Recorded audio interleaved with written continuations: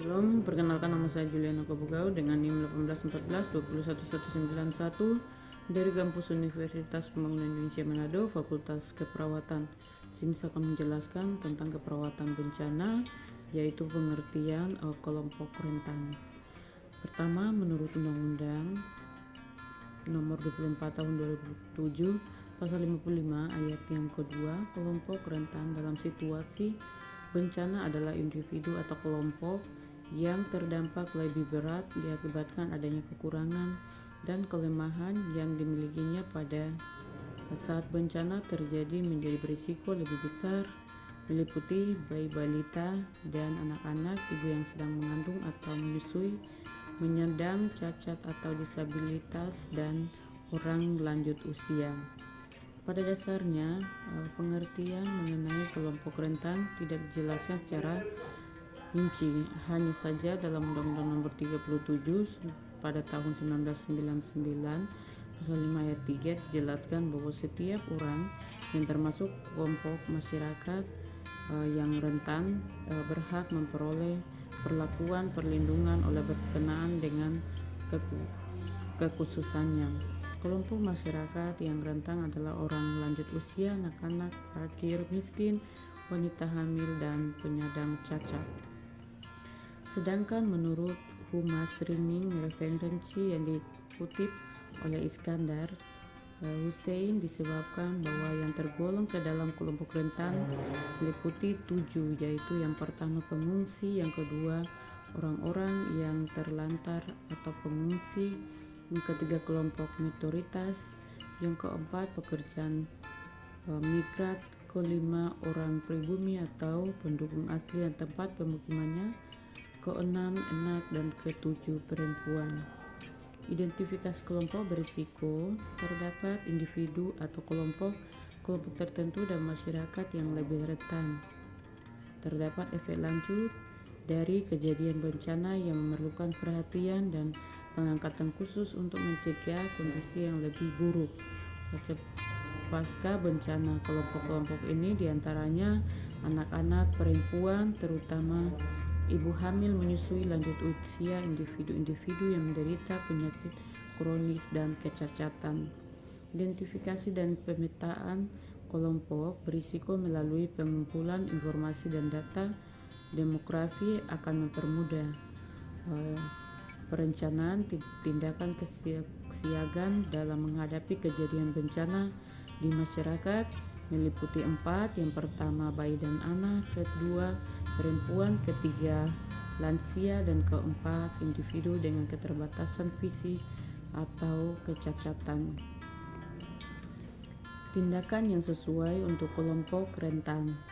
Untuk mengurangi dampak bencana pada individu dan kelompok rentan di atas, petugas yang terlibat dalam perencanaan atau penanganan.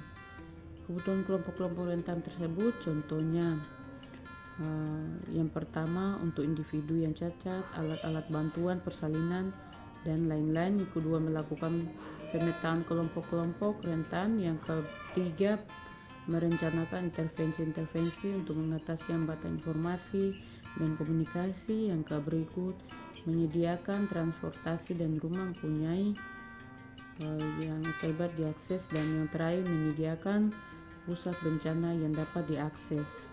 Adapun tindakan-tindakan spesifik untuk kelompok rentan akan diuraikan pada pembahasan berikut. Yang pertama, tindakan yang sesuai untuk kelompok berisiko pada bayi dan anak. Yang kedua, tindakan yang sesuai dengan untuk kelompok berisiko pada ibu hamil dan menyusui. Dalam memberikan pelayanan keperawatan pada berbagai macam kondisi, kita harus cepat dan bertindak. Dapat di tempat bencana, petugas harus diingat bahwa dalam merawat ibu hamil atau sama halnya dengan hamil dan melindungi kedua kehidupan ibu hamil janinnya. Yang ketiga, tindakan yang sesuai untuk kelompok berisiko pada lansia. Keempat, tindakan sesuai dengan kelompok berisiko pada orang dengan kecacatan yang kronik. Sumber daya yang tersedia di lingkungan untuk kebutuhan kelompok berisiko. Yang pertama, untuk mengurangi dampak yang lebih berat akibat bencana terhadap kelompok. Kedua, kelompok berisiko saat bencana, baik itu dampak jangka pendek maupun jangka panjang. Berikut terbentuknya desa saat siaga atau organisasi. Yang berikut kesiapan rumah sakit atau fasilitas kesehatan. Berikut adanya simbol-simbol atau bahasa yang bisa mempengaruhi oleh individu, dan berikut adanya agensi baik itu dari pemerintahan maupun non-pemerintahan.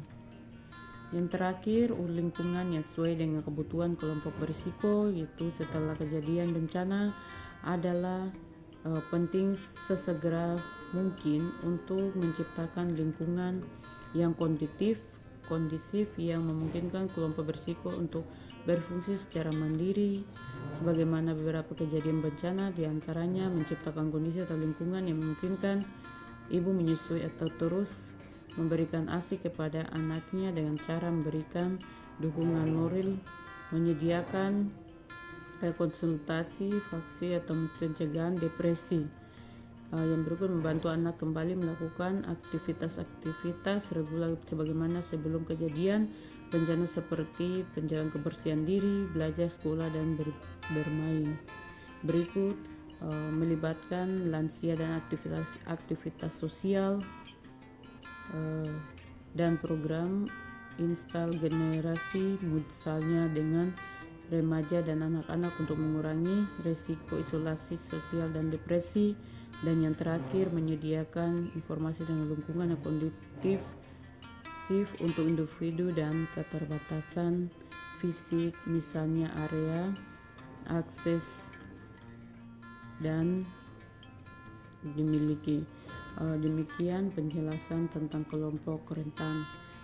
Dan pada saat ini saya mengajak teman-teman atau saudara-saudari untuk bergabung dengan kami di kampus Universitas Pembangunan Indonesia Manado, khususnya Fakultas Keperawatan yang sudah terakreditasi B. Terima kasih.